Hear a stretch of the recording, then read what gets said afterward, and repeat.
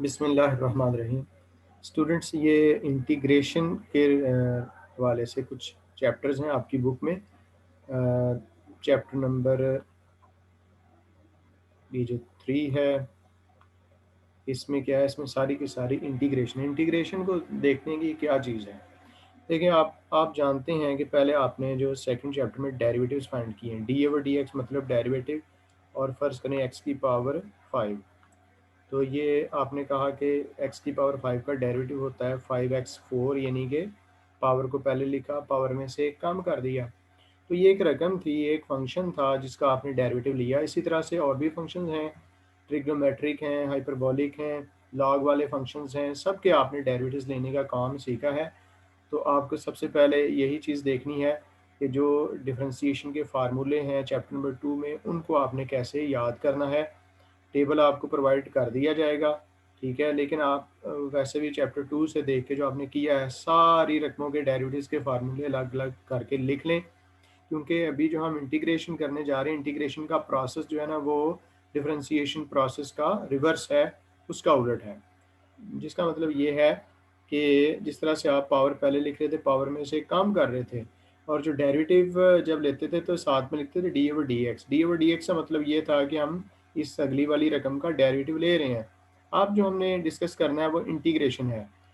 तो अगर हमारे पास इस तरह की कोई एक रकम हो, जैसे एक्स की पावर 7, तो ये देखें, अब आप उसका डेरिवेटिव नहीं ले रहे। जैसे यहाँ पे हमने एक्स की पावर 5 का डेरिवेटिव लिया है, यहाँ पे हम एक एक्स की पावर है और उसका हम इंटीग्रल ले रहे हैं। ये सिंबल जो है, होता ही है कि ये सिंबल लगाते हैं ऐसे, और इसके लास्ट पे डी एक्स लगा देते हैं। डी एक्स में एक्स, अगर तो ये फंक्शन एक्स वाला हो तो फिर एक्स लगाते हैं, अगर ये फंक्शन वाई वाला हो तो इधर वाई लगाते हैं। तो ये जो दोनों सिंबल्स हैं ना, वो मिल के ये ज़ाहिर करती हैं कि यहाँ पे जो ब्रैकेट के अंदर रकम लिखी जाएगी, हमें उसका इंटीग्रल लेना है। तो अब आप देखें कि इंटीग्रल लेने का तरीका क्या है। जिस तरह से डेरिवेटिव लेने का तरीका एक बड़ा ही वसी और ईज टॉपिक है, मुख्तलिफ जिस तरह की रकम होती है उस तरह से उसका डेरिवेटिव लिया जाता है। सेम यहाँ पर भी है कि जिस तरह की रकम होगी, हम उसके इंटीग्रेशन का फार्मूला भी डिफरेंट होगा। जैसे ये एक्स की पावर 7 है, इसका इंटीग्रल जब लेंगे तो ये ऐसे होगा, एक्स की पावर 8/8। इसमें भला हमने किया क्या है, साथ में ये सी लगाते हैं, आर्बिट्रेरी कांस्टेंट। हुआ क्या है कि आपके पास ये जो रकम थी ना एक्स की पावर, हमने उसके जब उसका इंटीग्रल लिया है तो वो क्या बन गया, उसकी पावर में 1 ऐड किया है।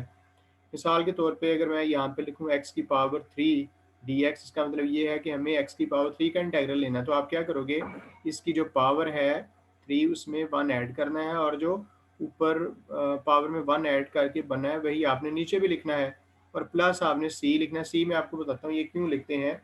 पहले आप दो तीन ये इंटीग्रल्स लिखना है, जिसको आप फर्दर जब लिखेंगे तो ये बन जाएगा एक्स की पावर 4/4 प्लस सी।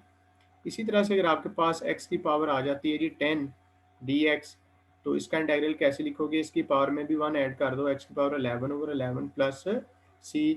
इसी तरह से अगर ये जो पावर्स हैं, ये लेट्स से कि कोई नेगेटिव पावर्स हैं, जैसे कि -13 अगर हो, तो अब भी जब आपने इसका इंटीग्रल लेना है तो कैसे लेंगे, इसकी पावर में 1 ऐड करेंगे। -13 में जब आप 1 ऐड करते हो तो ये बनता है -12। तो आपने -12 ऊपर लिखा, नीचे भी -12 और प्लस सी लिख दिया।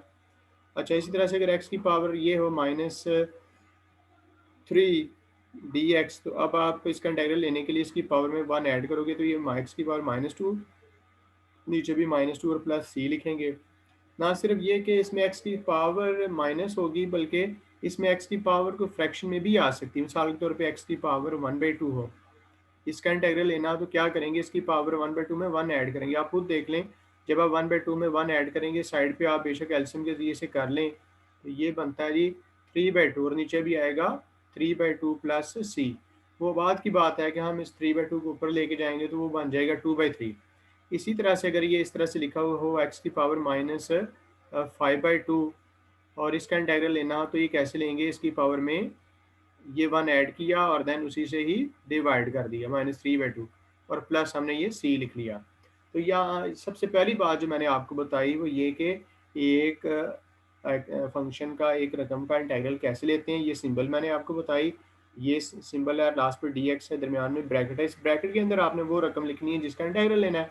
मैंने आपके सामने अभी एक्स की पावर 7 का इंटीग्रल लिखा, जो कि एक्स की पावर 8/8 है, एक्स की पावर 3 का लिखा, जो कि एक्स की पावर 4/4, एक्स की पावर 10 का लिखा, एक्स की पावर 11/11। तो ये जो भी पावर हो, उसका जब आप इंटीग्रल लेते हैं तो उसकी पावर में 1 ऐड हो जाता है और वही रकम पावर जो है वो नीचे लिखी जाती है। इसको अगर हम ये जर्नल लिखना चाहें, जिसका मतलब हम ये कहेंगे कि जब कोई भी पावर हो, चाहे वो पॉजिटिव इंटीजर हो, नेगेटिव इंटीजर हो या कोई फ्रैक्शन हो, तो इसका इंटीग्रल क्या हो जाएगा, एक्स की power n plus 1/n+1 + c। ठीक है, तो ये इसका इंटीग्रल है, इसका जर्नल फार्मूला है। एन यहाँ पे पॉजिटिव इंटीजर हो, नेगेटिव इंटीजर हो, फ्रैक्शन हो, तो जब भी आपने इस तरह की रकम का इंटीग्रल लेना है तो क्या करेंगे, उसकी पावर में 1 ऐड करेंगे और उसी से डिवाइड करेंगे। ये जो फार्मूला है ये एन तमाम तरह के एन के लिए हो सकता है, सिवाय एन की जगह पे ये -1 नहीं होना चाहिए, क्योंकि लेट्स से कि अगर मैं एक्स की पावर -1 का इंटीग्रल इसी फार्मूले से लेना चाहूँ, तो जब इसकी पावर में 1 ऐड करूँगा तो 0 बन गया, नीचे जब डिवाइड करेंगे ना तो ये इन्फिनिटी बन जाता है। लिहाजा ये फार्मूला एक्स की तमाम पावर्स के लिए लगा सकते हैं, सिवाय एन की जगह पे -1। तो यहाँ से आपने देखा कि रकमें तो बहुत सारी तरह की आएंगी, लेकिन अभी हमने पहली टाइप की जो रकम है, यानी कि जब एक्स की पावर कोई होगी सिवाय -1 के, तो उसका इंटीग्रल कैसे लेंगे, उसकी पावर में 1 ऐड कर देंगे और जो एडिशन के बाद पावर बनेगी उसको नीचे भी ओवर में फ्रैक्शन में लिखना है और प्लस सी लगा देना है।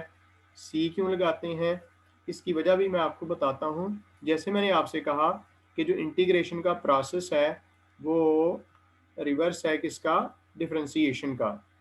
ठीक है, जैसे आप देखो ना, एक्स की पावर 5 का आपने इंटीग्रल लिया है तो क्या आया, 5x4। अब आप अगर उल्टा काम करो, यानी कि 5x की पावर 4 का लो इंटीग्रल, अभी मैंने बताया नहीं है, मैंने सिर्फ x की पावर्स के इंटीग्रल आपको बताए हैं, लेकिन अगर इन x की पावर्स के साथ कोई नंबर आ जाए तो वो नंबर इंटीग्रल से ऐसे बाहर निकाल लिया जाता है और ये 5 इंटीग्रल ऑफ x dx लिखा जाता है। अब 5 को तो साइड पे रखें, अब x की पावर 4 का इंटीग्रल जैसे मैंने आपको समझाया, क्या आएगा, x की पावर 5/5 और प्लस c। तो ये कैंसिल होने के बाद क्या रकम आ गई, वो रकम आ गई जिसका ये डेरिवेटिव था। पता ही चला कि जब आपने ये तसल्ली करनी हो कि कोई एक रकम का ये इंटीग्रल है या नहीं है, तो आपने उसका लेना है डेरिवेटिव। ठीक है, उसका लेना है डेरिवेटिव, अगर वो उस रकम के इक्वल आ जाए जिसका आपने इंटीग्रल लिया। मिसाल के तौर पे हम इसको देखते हैं जी, यहाँ पे आपने क्या लिखा है कि x की पावर 7 का इंटीग्रल क्या है ये। अब आप इसका लोगे ना डेरिवेटिव, तो अगर ये वाली रकम आ गई तो इसका मतलब ये है कि इसका हमने सही इंटीग्रल लिखा है। तो आइए ज़रा इसका हम डेरिवेटिव कैलकुलेट करते हैं, किसका, x की पावर 8 प्लस c ओवर ये 8। तो आप जानते ही हैं कि डेरिवेटिव में भी कांस्टेंट्स बाहर आ जाते हैं, डी ओवर डी एक्स और एक्स की power 8 plus D over D x और सी। तो क्या करेंगे, अब डेरिवेटिव लेना है ना, डेरिवेटिव में क्या करते थे कि पावर पहले और पावर में से एक माइनस करते थे, प्लस जो कांस्टेंट है उसका डेरिवेटिव 0 होता है। तो देखें ये क्या आ गया, एक्स की पावर 5। तो जब भी आपने ये वेरिफिकेशन करनी हो कि क्या इसका एक्स की पावर 7 का यही इंटीग्रल आना है, तो कैसे वेरिफिकेशन होगी कि इसका डेरिवेटिव अगर इसके बराबर आ गया तो ये वाकई इसका इंटीग्रल था। तो चूंकि ये सी इंक्लूड करने में कोई मसला नहीं है, जब आप वेरिफिकेशन करते हैं तो सारे का डेरिवेटिव ये आ जाता है। लिहाजा जब आप किसी भी रकम का इंटीग्रल लिखते हैं तो उसमें सी लाजमी तौर पर शामिल कर दिया जाता है। हम ये आर्बिट्रेरी तौर पर समझते हैं कि इंटीग्रल के फार्मूले में ये सी आएगा, क्योंकि इसका सी समेत अगर आप इसका डेरिवेटिव लें तो ये रकम आ जाती है। तो इसलिए ये जब भी आप इंटीग्रेशन का रिजल्ट लिखेंगे उसमें कांस्टेंट ऑफ इंटीग्रेशन ज़रूर शामिल करेंगे। तो ये मैंने आपको सबसे पहले एक बेसिक बात समझा दी है। ये स्टूडेंट्स जो हमने किया है ना क्लियर, उसको मैं यहाँ पे लिख देता हूँ कि हमने ये पहली बात सीखी कि x की पावर n का जो इंटीग्रल होता है वो क्या होगा, ये होगा x की power n+1 over n+1 plus c, और इसमें n जो है ना वो सिर्फ -1 नहीं होना चाहिए। अब हम इसमें दूसरी चीज़ें शामिल करते हैं। इंटीग्रेशन एक वसी टॉपिक है, हमें इस पर थोड़ी सी तमहीद बांधनी है और बहुत सारी प्रैक्टिस करनी है। ठीक है जी, तो फिलहाल हमने सबसे पहले ये रिजल्ट निकाला। अब आप ज़रा ये सोचें कि ये जो आप x की पावर n का लिख रहे हैं इंटीग्रल, इसमें अगर n की जगह पे 0 कर दिया जाए, क्योंकि x की जगह पे n की जगह पे -1 तो नहीं कर सकते, 0 तो कर सकते हैं। तो फिर ये x की पावर 0 आप जानते हैं 1 होता है। तो यहाँ पे अगर आप इसका इंटीग्रल लिखना चाहें तो क्या करेंगे, इसकी पावर में 1 ऐड करेंगे और फिर उसी से ही डिवाइड कर देंगे प्लस सी, तो ये क्या आ गया x, ठीक है। जबकि इस तरफ क्या था, इस तरफ हमने जो इंटीग्रल लिया है वो x की पावर 0 का, x की पावर 0 जैसे आपने कहा क्या है 1। तो यहाँ से एक चीज़ समझ आई कि 1 का इंटीग्रल क्या होगा x, ये इसलिए है क्योंकि आप जानते ही है ना कि x का डेरिवेटिव क्या था 1। अब उलट 1 का इंटीग्रल क्या होगा, तो वो देखें x आ गया प्लस सी। तो ये वेरिफिकेशन होगी कि जब एक रकम का एक चीज़ डेरिवेटिव है तो उस डेरिवेटिव वाली रकम का इंटीग्रल ये वाली रकम होगी जिसका आपने डेरिवेटिव लिया हुआ है।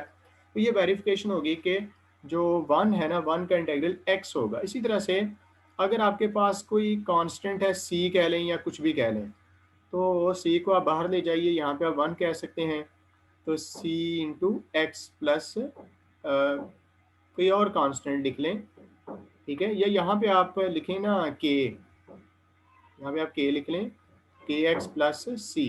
मतलब ये है कि जो कोई कांस्टेंट रकम आएगी ना उसका इंटीग्रल आप कैसे लिखेंगे, कांस्टेंट को बाहर ले जाएं, यहाँ पे आप 1 लिख लें और 1 का इंटीग्रल चूंकि एक्स होता है प्लस सी, तो ये आ गया के एक्स प्लस सी। तो याद रखें कि 1 का इंटीग्रल यहाँ पे जो हमने रिजल्ट्स निकाले वो क्या है कि 1 का इंटीग्रल क्या लिखा करेंगे x प्लस सी, क्योंकि x का डेरिवेटिव 1 था इसलिए 1 का इंटीग्रल x होगा।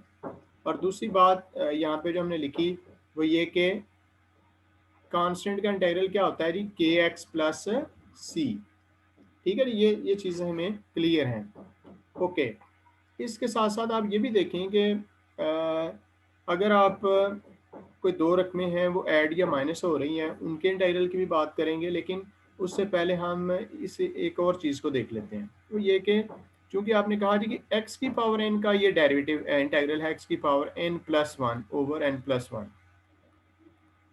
तो ये जो x है, x की जगह पे अगर कोई लीनियर रकम आ जाए, देखो ना x है ना, उसकी जगह पे कोई लीनियर रकम लेके आनी है तो क्या होगी, ऐसे होगी जैसे 2x प्लस 3, 5x माइनस 7।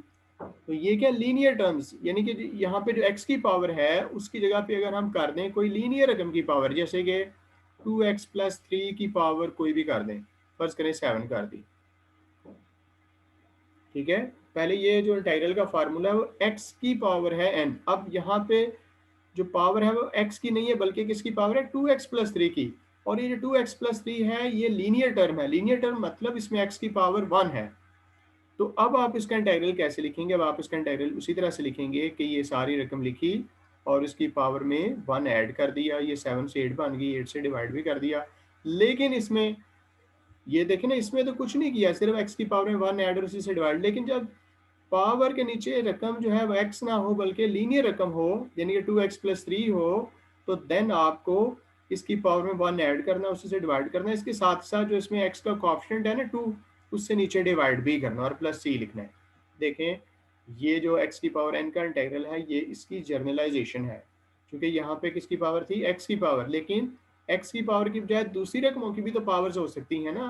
कोई हर इंटीग्रल में सिर्फ x की ही पावर्स तो नहीं ना होगी, किसी और रकम की भी पावर हो सकती है। जैसे कि अगर हमने पहला केस ये लिया कि जब जो पावर है वो x की ना हो बल्कि किसी लीनियर रकम की पावर हो। लीनियर रकम में क्या होता है जी, x की पावर 1 होती है, जैसे 2x प्लस 3, 5x माइनस 7, इस तरह की जो रकमें होंगी, इस तरह के जब आप इंटीग्रल लेंगे तो उसमें भी सेम उसी तरीके से वर्किंग करनी है, यानी कि उसकी पावर में 1 ऐड उसी से डिवाइड तो कर देना है, लेकिन साथ ही साथ आपने डिवाइड करना है फर्दर किससे, ये जो x का कोएफिशिएंट इसमें होगा ना उससे आप डिवाइड भी करेंगे। मिसाल के तौर पे अगर यहाँ पे मैं लिखूँ x माइनस 4 की पावर 5 लिख लें, तो अब ये x की पावर नहीं बल्कि एक लीनियर रकम की पावर है, तो इसकी भी पावर में उसी तरह से आप ऐड करेंगे, 1 पावर ऐड कर दी, उसी से डिवाइड कर दी। इसके साथ साथ आपने इसमें जो x का कोएफिशिएंट था, देखिए x का कोएफिशिएंट यहाँ पे तो 1 है, तो 1 को डिवाइड बेशक ना भी करें, 1 का कोई मसला नहीं है। तो ये इस तरीके से आपको मैं नेक्स्ट फार्मूला समझा रहा हूँ, वो ये है कि जब x की पावर की बजाय किसी लीनियर रकम की पावर आए तो तब आपने कैसे उसकी इंटीग्रेशन करनी है, उसकी पावर में 1 ऐड करें, उसी से डिवाइड करें। इसके साथ साथ जो इस लीनियर रकम में x का कोएफिशिएंट है उससे भी आपने डिवाइड करना है, ठीक है। तो ये मैं इधर ये वाला रिजल्ट ऐड कर देता हूँ जो हमने अभी अभी एक्सट्रैक्ट किया है।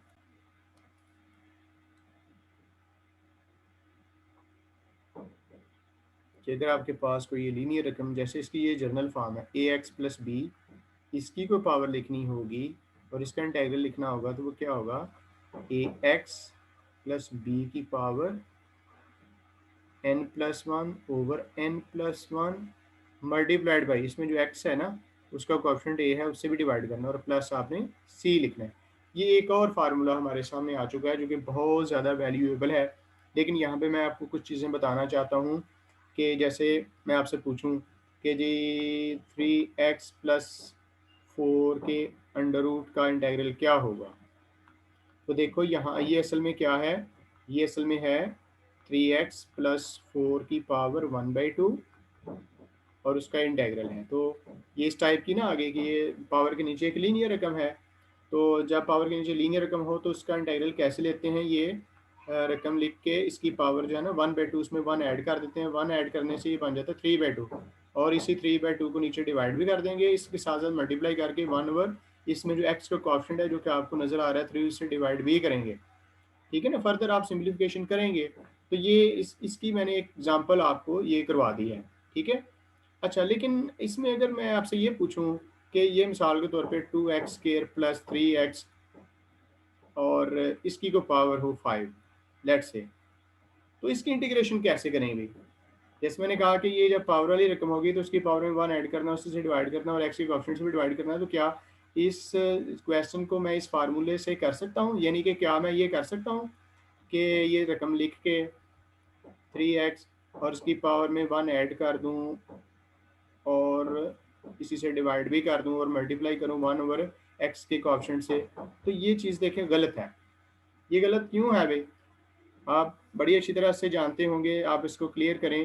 देखो ये मैंने पहले बता दिया कि पावर के नीचे सिर्फ लीनियर रकम हो, ये जो पावर है 5 इसके नीचे क्या ये लीनियर रकम है, ये तो क्वाड्रेटिक है, इसमें x की पावर 2 भी आ गई, x वाली रकम भी आ गई है।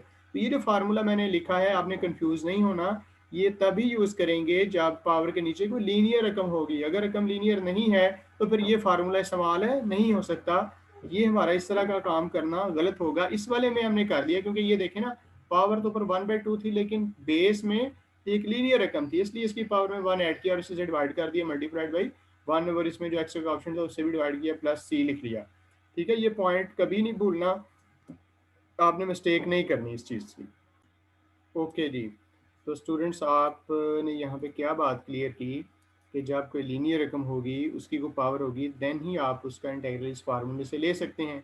तो हमें कुछ सोचना चाहिए भाई कि अगर मेरे पास ये वाली रकम है जी 3x² प्लस 4x प्लस 7 और इसकी पावर फर्ज करें मैं 10 ले लेता हूँ और मैं चाहता हूँ जी इसकी इंटीग्रेशन करें। तो अब अगर ये लीनियर रकम की पावर नहीं है, कोई और क्वाड्रेटिक या किसी और तरह की कोई रकम है उसकी कोई पावर है, तो हम चाहते हैं कि इसकी भी इंटीग्रेशन करें, अगर इस तरीके से नहीं हो सकती फिर कैसे करेंगे। यहाँ पे मैं आपको एक चीज़ समझा दूँ कि अगर आपके पास कोई पावर वाली रकम है और इसकी बेस में लीनियर टर्म नहीं है, तो आप इसकी इंटीग्रेशन करना चाहते हैं ना, तो इसकी इंटीग्रेशन हो सकती है बशर्ते कि ये चीज़ इसमें हो।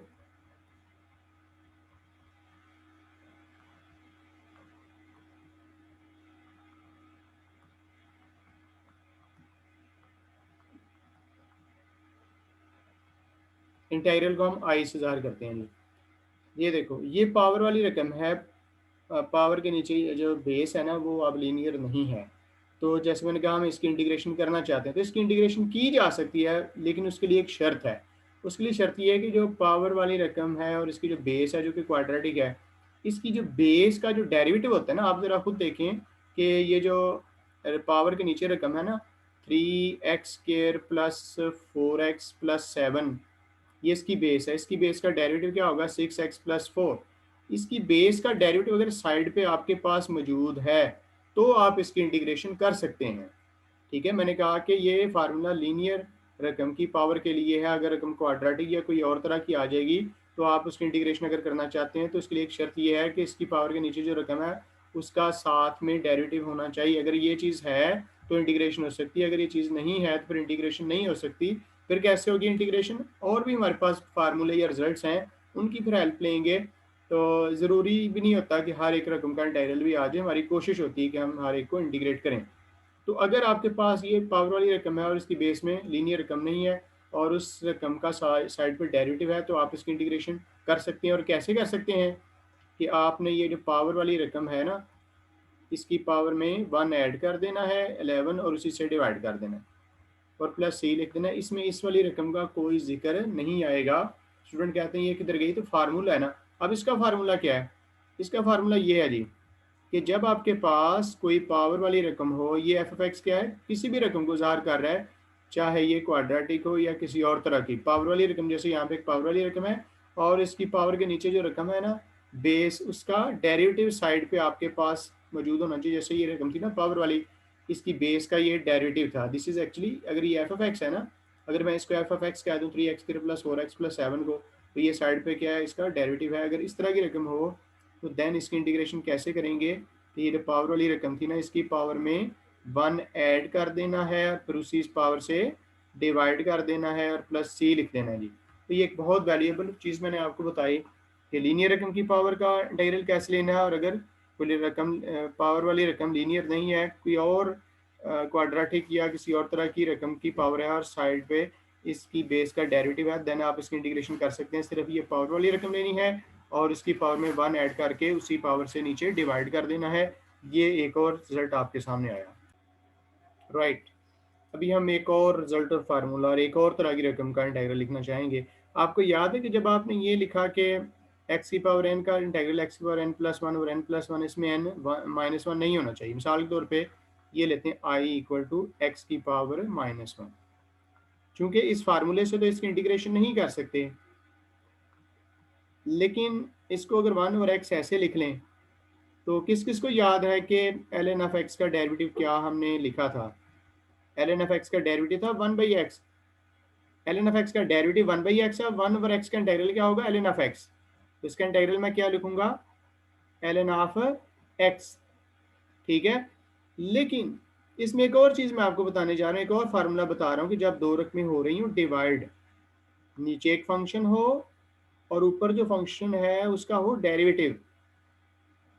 क्या मैंने कहा, दो फंक्शंस डिवाइड हो रहे हैं, नीचे एक फंक्शन है और ऊपर उसका क्या है, डेरिवेटिव। देन इसकी इंटीग्रेशन कैसे करेंगे, एल लिखेंगे और जो नीचे रकम है ना एफ एफ एक्स, वो लिख देंगे प्लस सी। देखिए मैंने एक और तरह की रकम का इंटीग्रल लिखना चाहा कि जब आपको इंटीग्रल में कोई फ्रैक्शन नजर आए, जैसे ये भी तो एक फ्रैक्शन है ना, इसमें नीचे वाली रकम को आप एफ एक्स कहें और इसका जो डेरिवेटिव है वो ऊपर होना चाहिए। जैसे यहाँ पे देखें एक्स नीचे है और इसका ऊपर क्या है, डेरिवेटिव। तो ऐसी सूरत में इंटीग्रेशन क्या होगी कि एल लिखना है और जो नीचे रकम पड़ी हुई है ना वो लिख देनी है साथ में। जैसे यहाँ पे ये ऊपर 1 नीचे वाली रकम का डेरिवेटिव है, इस तरह की फॉर्म में है ना, नीचे फंक्शन है एक्स और ऊपर क्या है, इसी नीचे वाली रकम का ऊपर डेरिवेटिव। तो ऐसी सूरत में इंटीग्रेशन क्या करेंगे, एल लिख के जो नीचे वाली रकम है वो लिख देंगे और प्लस सी लिख देंगे। तो ये चीज़ यहाँ पे मैं नोट कर देता हूँ कि इसकी एक और एग्जांपल आपको दे देता हूँ। जैसे ये है 2x over x square plus 9।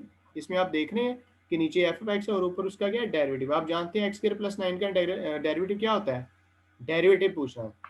तो एक्स स्क्वायर प्लस 9 का डेरिवेटिव, एक्स स्क्वायर का 2x और 9 का 0, तो 2x। नीचे जो रकम है ऊपर उसका डेरिवेटिव है, ये एफ एक्स और ऊपर क्या एफ डैश एक्स। तो इसकी इंटीग्रेशन कैसे लिखते हैं, एल लिख के जो डिनोमिनेटर है यानी कि एक्स स्क्वायर प्लस 9 और प्लस सी लिख देंगे। तो यहाँ पे मैं ये फार्मूला लिख रहा हूँ कि जब आपके पास दो रकमें डिवाइड हो रही हों, ऊपर एक रकम का डेरिवेटिव और नीचे वो रकम खुद हो, नीचे एक रकम है ऊपर उसका डेरिवेटिव है, तो इसकी इंटीग्रेशन क्या करेंगे, एल लिख के जो नीचे वाली रकम है वो नोट कर देनी है। ठीक है जी स्टूडेंट्स, इसको आपने क्लियर कर लिया है। तो जब भी फ्रैक्शंस बनेगा तो नीचे वाली रकम का ऊपर डेरिवेटिव तलाश करने की कोशिश करनी है। मिसाल के तौर पे ये है जी, ये भी तो दो रकमें डिवाइड हो रही हैं, क्या नीचे वाली रकम का ऊपर डेरिवेटिव है, तो आप देखेंगे एक्स स्क्वायर प्लस 3 का डेरिवेटिव होता है 2x। तो ऊपर 2 नहीं है, सिर्फ x है। लेकिन जब कॉन्स्टेंट्स है ना वो नहीं है, तो आप ऐसा कर सकते हैं कि 2 से डिवाइड और मल्टीप्लाई करके वो कांस्टेंट प्रोड्यूस किया जा सकता है ऐसे। अब 1/2 तो रह गया बाहर और ये नीचे फंक्शन ऊपर उसका डेरिवेटिव है, तो क्या लिखते हैं, ln और जो नीचे वाली रकम है वो लिख देनी है x square plus 3 plus c. तो देखिए ये इस फार्मूले का मैंने आपको यूज़ भी दिखाया। जब भी दो रकमें डिवाइड हो रही होंगी तो आपने ज़रूर देखना है कि नीचे वाली रकम का ऊपर डेरिवेटिव मौजूद है या नहीं है। अगर बिलफर्ज के थोड़ी बहुत उसमें कोई कमी है कॉन्स्टेंट्स वगैरह की, तो आप वो कॉन्स्टेंट आप डिवाइड और मल्टीप्लाई करके पूरा कर सकते हैं। अब जब आपने इसको 2 से डिवाइडर मल्टीप्लाई किया, नीचे वाली रकम के ऊपर डेरिवेटिव बन गया, तो अब आप इसकी इंटीग्रेशन क्या करेंगे, ये 1/2 तो बाहर ही है, नीचे फंक्शन ऊपर डेरिवेटिव, तो ln लिख के जो नीचे वाला फंक्शन है वो लिख देना है और प्लस c आपने नोट कर दिया है, राइट। ये कुछ बेसिक्स रकमें थी, उनके इंटीग्रल्स हमने लिख लिए। अब इसी तरह से हमारे पास आती हैं ट्रिग्नोमेट्रिक फंक्शंस। तो मैं आपको इसके लिए समझाता जाऊँ। आपको याद होगा कि साइन एक्स का डेरिवेटिव था कॉज एक्स, और कॉज एक्स का डेरिवेटिव था माइनस साइन एक्स। इसी तरह से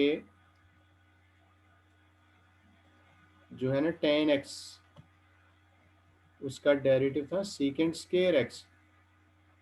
इसी तरह से जो कॉट एक्स था ना, उसका इंटीग्रल था माइनस कोसिकेंट स्केयर एक्स। इसी तरह से जो था ना सीकेंट एक्स, सॉरी, इसका डेरिवेटिव था सीकेंट एक्स टेन एक्स। जो कोसिकेंट एक्स था ना, उसका डेरिवेटिव था minus cosecant x cot x. अब आपने इनका उलट लिखना है, ये नहीं कि कॉस एक्स का इंटीग्रल क्या होगा, साइन एक्स, ठीक है ना। तो इंटीग्रेशन की पहले हमने डेफिनेशन की कि जब एक रकम का डेरिवेटिव है तो दूसरी वाली रकम का इंटीग्रल ये पहली वाली रकम होती है। तो कॉस एक्स का इंटीग्रल क्या लिखेंगे, साइन एक्स और प्लस सी, तो आपने लिखना ही होता है। इसी तरह से आप यही देखें ना कि जो ट्रिग्नोमेट्रिक फंक्शंस हैं उनके इंटीग्रल्स क्या होंगे, कॉस एक्स का साइन एक्स, जबकि देखें ना कॉस एक्स का डेरिवेटिव साइन एक्स नहीं था, कॉस एक्स का डेरिवेटिव माइनस साइन एक्स था, तो फर्क आ गया ना। तो आपने इनको अलहदा से अच्छी तरह से याद करना है कि जो ट्रिग्नोमेट्रिक फंक्शंस हैं उनके इंटीग्रल्स किस किस के इक्वल हैं। तो ये आपके सामने साइन एक्स का इंटीग्रल क्या लिखेंगे, यहाँ पे है माइनस कॉस एक्स, ये फार्मूले इनको याद करना है, ठीक है।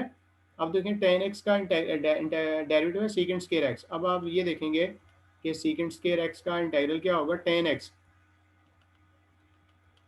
अच्छा, कोसिकेंड स्केयर एक्स का इंटीग्रल होगा minus cot x plus c.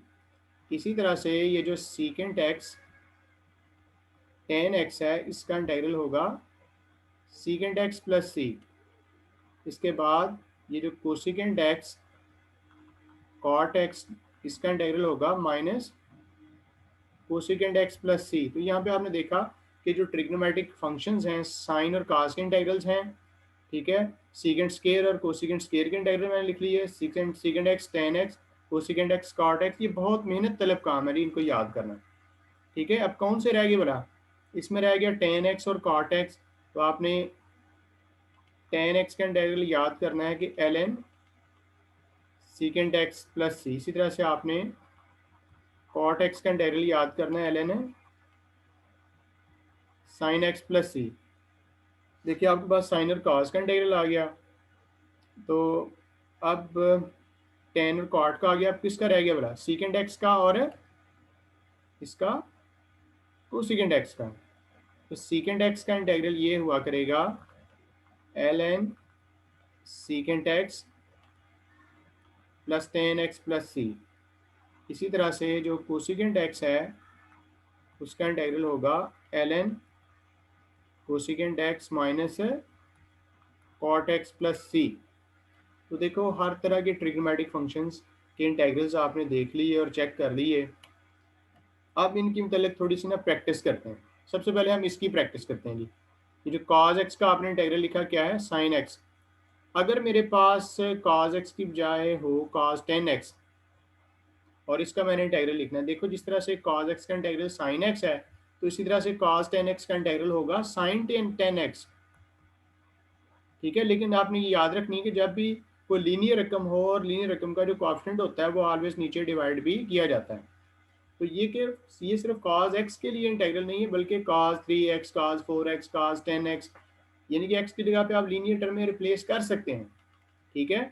लेकिन अगर यहाँ पे ऐसे आ जाए cos x स्क्वायर, तो उसको नहीं आप ये लिखेंगे इस तरह से कि sine x square over something. ये मैंने कहा कि ये cos x के लिए इंटीग्रल, या x की जगह पे कोई लीनियर रकम आ जाती है, जैसे यहाँ पे x की जगह पे क्या आ गया, 10x आ गया, तो x और 10x दो लीनियर टर्म्स हैं x, उनके लिए इंटीग्रल है। अब आप इसको ज़रा देखें, ये जो सीकेंट स्क्वायर एक्स है ना, इसका इंटीग्रल लिखा हुआ है 10x।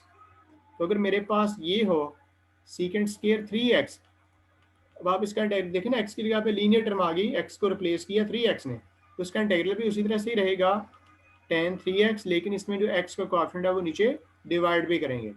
तो बच्चे आपने अब ये सारे जो ट्रिग्नोमेट्रिक फंक्शंस के इंटीग्रल्स के फार्मूले हैं ना, इनको आपने अच्छे तरीके से याद करना है। और चूँकि इंटीग्रल जो मुख्तलिफ तरह की रकमों के आएंगे, उसमें ट्रिग्नोमेट्रिक फंक्शंस और ट्रिग्नोमेट्रिक फंक्शंस के स्केयर्स और इस तरह की पावर्स भी मौजूद हो सकती हैं। तो इसको आप याद कीजिए, इसका स्क्रीनशॉट ले लें। राइट, अभी देखें स्टूडेंट्स, ये पहले हार्ड काम है इंटीग्रेशन के लिए। आपको बहुत सारी चीज़ें लर्न करनी पड़ रही हैं, जो कि इंटीग्रेशन के फार्मूले याद करेंगे, फिर मुख्तलिफ तरह के सवालात हमारे सामने आएंगे, हम उनको इंटीग्रेट करते जाएंगे। तो जो मुख्तलिफ तरह की रकमें हैं ना, वो आ रही हैं, जैसे पहले एक्स की पावर्स वाली रकम आई, फिर लीनियर रकम की पावर्स आई, फिर लीनियर रकम के अलावा दूसरी तरह की रकमों की पावर्स आई, और फिर वो फ्रैक्शन वाली रकमें आ गई। इसके बाद ट्रिग्नोमेट्रिक फंक्शंस आ गए, और इसके बाद आप देखें और भी कुछ तरह की रकमें होती हैं, जैसे ये ई की पावर एक्स है। तो आपको याद है कि आपने क्या लिखा हुआ था, ई की पावर एक्स का आपने डेरिवेटिव ई की पावर एक्स ही लिखा हुआ था। अब आपने ई की पावर एक्स का इंटीग्रल भी लिखना है, तो वो भी क्या होगा, जिस तरह से ई की पावर एक्स का डेरिवेटिव ई की पावर एक्स होता है, आप उल्टा ई की पावर एक्स का इंटीग्रल क्या होगा, वो दोबारा से ई की पावर एक्स का ही होगा। लेकिन अगर इसमें यहाँ पे ई की पावर 3x आ जाए, फिर से वही चीज़ कि x जो है उसकी जगह पे लीनियर टर्म आ रही है, तो इसकी इंटीग्रेशन फिर से क्या होगी, एक बार 3x ही होगी, लेकिन ऑलवेज जहाँ पे x का कोएफिशिएंट जो होगा ना लीनियर रकम का, वो नीचे डिवाइड करते हैं प्लस सी लिखते हैं। जैसे ये लिखा भी हुआ है ना, ई की पावर एक्स का इंटीग्रल ई की पावर एक्स प्लस सी, लेकिन ये जब दूसरी रकम लिखी गई है ई की पावर ए एक्स, अब ए एक्स की जगह पे यहाँ पे मैंने क्या लिखा है 3x, ए की जगह पे 3 है, तो क्या उसका इंटीग्रल होगा ई की पावर ए एक्स, और जो एक्स का कोएफिशिएंट है वो नीचे डिवाइड करेंगे प्लस सी लिखेंगे। इसी तरह से आप ये देखिए स्टूडेंट्स के, आपको अगर याद हो कि ए की पावर एक्स का इंटीग्रल डेरिवेटिव क्या था, इसका डेरिवेटिव था ए की power x over l n of a plus c. अब आपने क्या लिखना है जी, ए की पावर एक्स का इंटीग्रल लिखना है, वो क्या है, ए की power x over l n of a plus c. लेकिन इसमें वही बात कि अगर ए की पावर 10x हो, अब इसकी इंटीग्रेशन क्या होगी, इसकी इंटीग्रेशन होगी ए की power 10x over l n of a, और जो एक्स का कोएफिशिएंट है वो नीचे जरूर डिवाइड करना और लास्ट पे। ठीक है, इस चीज़ को आप समझिए, ए की पावर एक्स का इंटीग्रल ए की power x over l n of a plus c. अगर ए की पावर एक्स की जगह पे आ गई ए की पावर लीनियर रकम एम एक्स, इसका इंटीग्रल क्या होगा, सेम इसी तरीके से ए की पावर एम एक्स, और नीचे एल एन जो ए है ये फार्मूला, और देन मल्टीप्लाइड बाई 1 ओवर जो एक्स का कोएफिशिएंट है उसी से डिवाइड करेंगे। ये मैं पहले आपको बता चुका कि 1 ओवर एक्स का इंटीग्रल क्या होगा, एल एन ऑफ एक्स होगा। इसको बेशक आप रहने दें इस वाले फार्मूले को, ठीक है, क्योंकि ये मैंने डिस्कस कर दिया हुआ है। 1 ओवर एक्स का integral l n of x है, क्यों एल एन ऑफ एक्स है, क्योंकि हमें पता है कि एल एन ऑफ एक्स का डेरिवेटिव था ना 1/x। अब 1 ओवर एक्स का इंटीग्रल क्या होगा, क्योंकि उलट चीज़ है ना, वो होगा l n of x plus c होगा। ठीक है जी, तो राइट, अब ये मज़ीद कुछ डिफ़िकल्ट फार्मूले होते जा रहे हैं। आपको याद है कि आपने साइन, आप क्या आगे साइन इनवर्स फंक्शंस, इसका डेरिवेटिव क्या लिखा था, 1 ओवर 1 माइनस एक्स स्क्वायर। अब क्या होगा कि 1 ओवर 1 माइनस एक्स स्क्वायर का इंटीग्रल क्या होगा, sine inverse x plus c. लेकिन इसमें वही चीज़ कि अगर 1 की जगह पे आ जाए ए का स्क्वायर माइनस एक्स का स्क्वायर, अब इसका इंटीग्रल क्या होगा, इसका इंटीग्रल होगा sine inverse x over a plus c.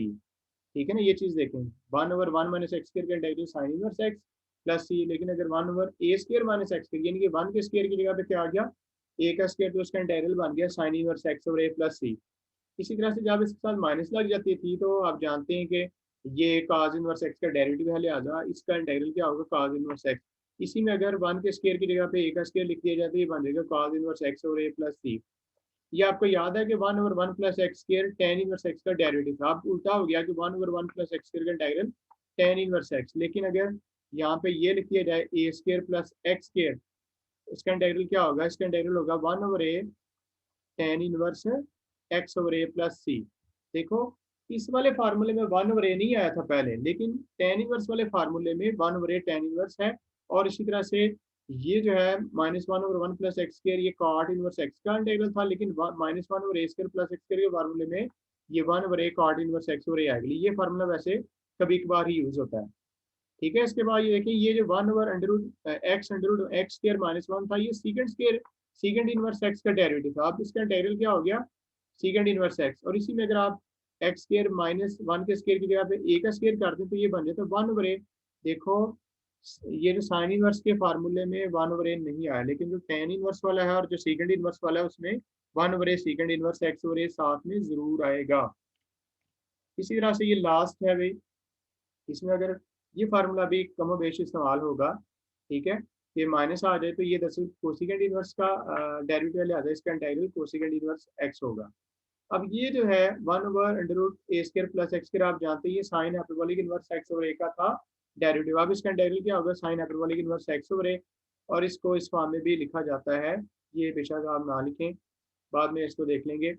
अब इसी तरह से ये formula ji, integral of a² - x² के जब इस तरह की रकमें आएंगी तो इसका इंटीग्रल ये होगा, ये आपने याद करना है। इसके बाद 1/a² - x² यानी कि तो कांस्टेंट रकम की का स्क्वायर माइनस एक्स का स्क्वायर होता है, इसका इंटीग्रल क्या 1/a 2a ln a + x/a - x + c। इसी में अगर आप उल्टा कर लें, x² वाली रकम पहले a² वाली बाद में आ जाए तो 1/2a ln x - a/x + a + c। ठीक है, ये फार्मूला है, ये भी आप याद करेंगे। इसके बाद लास्ट पे ये है कि जब एक इंटीग्रल हो उसमें e की पावर x हो और साथ में कोई एक रकम हो और प्लस उसका डेरिवेटिव भी हो, ये इसका इंटीग्रल क्या होगा, आपने e की पावर x लिखना है और ये पहले वाला फंक्शन लिख देना है। जो f' है ना वो ख़त्म कर देना, उसको छोड़ देना है। इसी की एडवांस शेप ये है कि अगर e की पावर x में ax आ जाए और यहाँ पे जो x का कॉन्स्टेंट है वो इसके साथ मौजूद हो, f(x) के और प्लस मौजूद हो f'(x) के, तो अब इसका इंटीग्रल क्या होगा, e की power ax into f(x) + c।